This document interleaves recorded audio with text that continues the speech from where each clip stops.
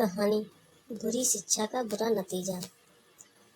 बहुत समय पहले की बात है। एक नगर में एक रामू नाम का एक व्यापारी रहता था, जो कि बहुत ही कंजूस और चालाक किस्म का इंसान था। वह हमेशा ज्यादा से ज्यादा धन कमाने के बारे में ही सोचता था, इसलिए ज्यादा से ज्यादा धन के लिए वह सारे उपाय लगाता था जिससे उसकी आमदनी ज्यादा से ज्यादा हो सके, जिसके लिए वह अपने दुकान की वस्तुओं में मिलावट करके बेचता था और ऐसा करने के लिए अपने परिवार वालों को भी कहता था।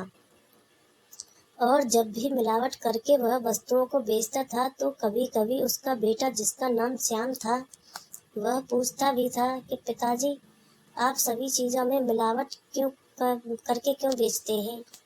तो रामू कहता था कि यदि वह लोगों को शुद्ध चीजें बेचेगा तो ज्यादा शुद्ध चीजों से लोगों को नुकसान हो सकता है और सेहत भी बिगड़ सकती है। शुद्ध चीजें लोगों के स्वास्थ्य के लिए हानिकारक होती हैं, इसलिए लोगों की सेहत का ख्याल करके वह मिलावट करके चीजों को बेचता है और इस तरह अपने बेटे और परिवार वालों को भी ऐसा करने के लिए प्रोत्साहित करता था।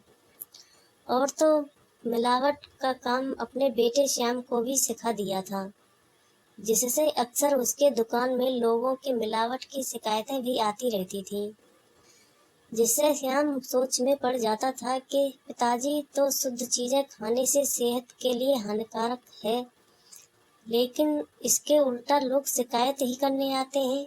और वह अक्सर देखता था कि पिताजी घर के लिए जो वस्तुएं निकालते थे उसमें तो कोई मिलावट नहीं करते थे, जिससे श्याम चुपके से घर की वस्तुओं में मिलावट कर देता था, जिससे वह बात किसी को पता नहीं चलता था। लेकिन रामू जब खाने बैठता था तो उसको यह एहसास जरूर हो जाता था कि घर के खाने की वस्तुओं में मिलावट हुई है, लेकिन खुद पर विश्वास होने के कारण रामू मिलावट की बात किसी से कह नहीं पाता था। फिर धीरे धीरे कुछ समय बीतने के पश्चात एक दिन रामू बीमार पड़ गया था और उसकी ऐसी कमजोर स्थिति आ गई थी कि अब खाट से भी उठने लायक नहीं रहा, लेकिन अब उसे खाट पर पड़े ही भोजन और दूध पीकर जीवन गुजारना पड़ रहा था। और इस तरह दूध, भोजन आदि श्याम अपने पिताजी को दिया करता था। उसे ख्याल आता था कि पिताजी ने कहा कि शुद्ध चीजें खाने से बीमार पड़ सकते हैं, इसलिए वह जब भी दूध आदि देता था तो शुद्धता होने वाले नुकसान को ध्यान में रखते हुए वह आधा दूध पीकर बाकी में पानी मिलाकर पिताजी को दिया करता था, जिस कारण से रामू को भी आभास होता था कि दूध में पानी की मिलावट है, लेकिन घर का दूध होने के कारण उसे मिलावट होने की स्थिति पर शक नहीं होता था। लेकिन उसकी दिन प्रतिदिन कमजोरी बढ़ती जा रही थी, तो उसे शक होने लगा था कि हो न हो दूध में मिलावट जरूर हो रही है। तो इसी बात का पता लगाने के लिए एक दिन चुपके से अपने श्याम पर ध्यान देने लगा, तो देखा कि उसका बेटा दूध लाने से पहले खुद ही आधा दूध पीकर बाकी में पानी मिलाकर ला रहा है। रामू यह स्थिति देखकर दंग हो रह गया। उसे अपने बेटे को ऐसा करते हुए देख विश्वास नहीं हो रहा था, लेकिन फिर भी हैरान था। इतने में श्याम दूध लेकर अपने पिताजी के पास आ गया, तो रामू ने तुरंत पूछ लिया, जो तुम मुझे दूध लाते हो उसमें पानी क्यों मिलाते हो? क्या तुम्हें पीने के लिए घर में और दूध नहीं है क्या?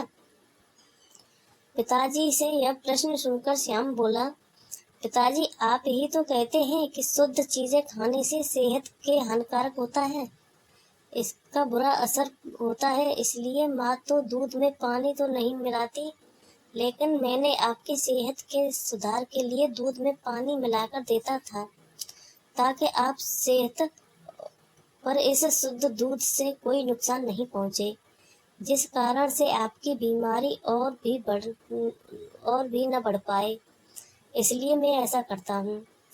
श्याम की बातें सुनकर अब रामू को अपनी गलती का एहसास हो चुका था।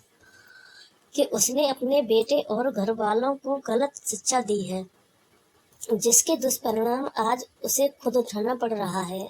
अगर वह सही शिक्षा दिया होता तो उसे मिलावट की चीजों को खाना नहीं पड़ता, जिससे वह इतना भयंकर तरीके से बीमार तो नहीं पड़ता। लेकिन अब क्या, अब तो देर हो चुकी थी। जो होना था वो हो चुका था। अब तो सिर्फ पछतावे और गलती को सुधारने कर ही जीवन व्यतीत कर सकता था। इसके बाद रामू ने प्रण लिया कि अब वह कभी धन के लिए पैसे गलत काम नहीं करेगा और मिलावट का काम छोड़ देगा। और इस तरह रामू अपने परिवार वालों को भी अपनी सारी गलती बता दिया और आगे से सबको अच्छी राह पर चलने की सीख देने लगा।